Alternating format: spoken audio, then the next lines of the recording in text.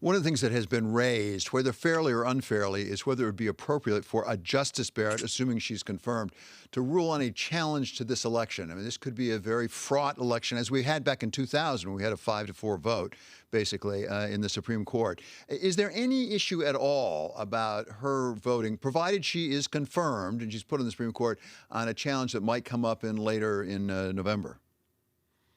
It's hard to see how there's an ethical issue with a justice ruling on an election, even having been confirmed, presumably confirmed, right before the election. I don't think there would be an ethical issue. It's not clear yet what the challenges will be to the election. I suspect there will be some litigation surrounding it. There already is some surrounding it, but I don't think there's any ethical problem with her participating.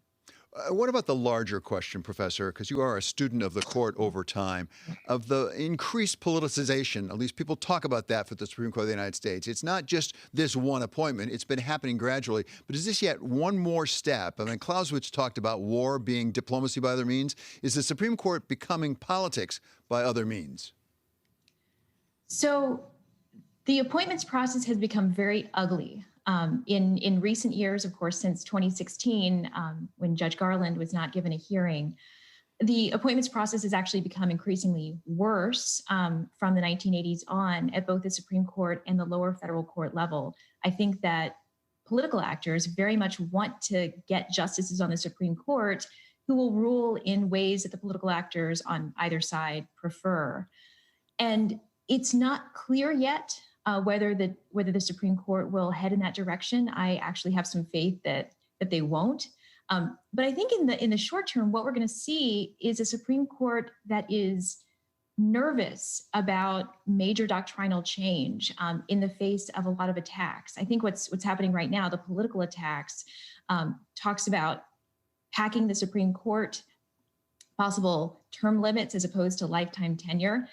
These are things that weren't even talked about much at all, particularly court packing, until very, very recently.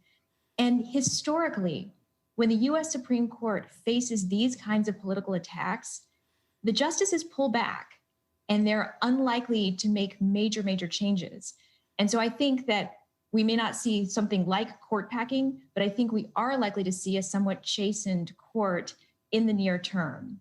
Yeah, I think you're probably referring in part to back to the days of FDR and the court packing proposal and the supposed stitch in time saves nine, when there's some adjustment on the court and they didn't go forward with that. At the same time, you have a range of views on the Supreme Court, even right now, about how quickly they're willing to move. Chief Justice Roberts, I think, is generally perceived as being something of an institutionalist. He doesn't want to go too far too fast. Clarence Thomas is in a very different position most of the time. Do we have any sense of where Justice Barrett would be on how incremental, how slow to go, as opposed to if it's the right answer, let's get there? So we don't know for sure. We actually don't know about Justice Kavanaugh or Justice Gorsuch for sure yet on the institutionalist point. I don't think we've seen enough from either of those justices yet. And of course, it's hard to predict. I think that Judge Barrett will be a very careful justice, whether it's a question of constitutional law or statutory interpretation. So I think that would be her modus operandi, regardless of external attacks. And so I think you just see very careful doctrinal work from her as a justice. In terms of whether any of the new members of the Supreme Court will be concerned about the institutional attacks, it's hard to say, but it's also very hard to be part of an institution and not be concerned about attacks on the power of that institution, particularly when the attacks go to something like the length of one's own tenure. So I think that many of the justices may be influenced by that. When we talk about the Supreme Court, it's a mistake to overlook the courts of appeals, because there have been a lot of Republican appointments to the courts of appeals. A lot of the work, as you and I both know, gets done actually at the Court of Appeals levels, doesn't get up to the Supreme Court. They don't take it on cert as a practical matter.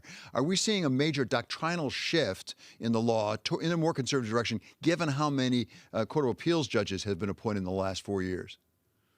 So I love this question. I have a paper coming out in the spring on the lower courts and how we should be focusing more on the lower courts. I think this is where a lot of the action will be. My guess is the Supreme Court will not change the law dramatically in some of the hot button areas that people are talking about, but then that means that things will get shifted to the lower courts. Right now, we still have a divided federal judiciary, a federal judiciary that is made up of both Democratic appointees and Republican appointees.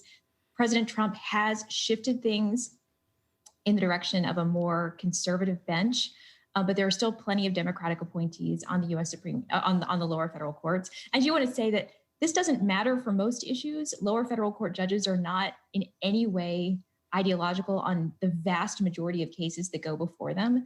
But one can see differences on some of the hot button issues that are of concern today, things like abortion and gun rights.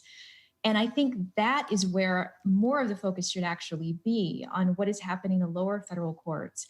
And the appointments process there has become far uglier since the 1980s than it had been in really the previous couple of centuries, because lower courts matter so much more. And I think the general public has not focused on them nearly enough. So finally, in a world in which the Supreme Court does not take as many cases, but by the way, they don't take nearly as many as they did 20 years ago, the Supreme Court, and they leave it up more to the lower courts, is there a risk of division? We have a lot of division in the country right now. Could we have a division in the federal judiciary so that the law that applies to you depends on what part of the country you live in? I think we already do. And I think we may see more of that in the coming years, as the Supreme Court, at least my guess is that the Supreme Court will not move very quickly, very far in a lot of the hot button areas that people are talking about, which means that the law is going to be decided by the lower courts. And again, this doesn't matter in a lot of areas, but it does in hot button areas. And yes, I think that the lower courts are going to be making the law, and you will see different regulations accepted or rejected in different parts of the country. And that makes it hard for a federal law that's supposed to be uniform.